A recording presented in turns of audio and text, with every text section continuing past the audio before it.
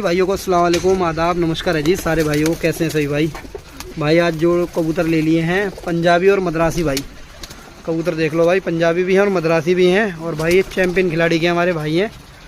ये देख लो भाई, हमारे बड़े भाई हैं, ये खड़े भाई हमारे नवीन मान साहब हमारे भाई।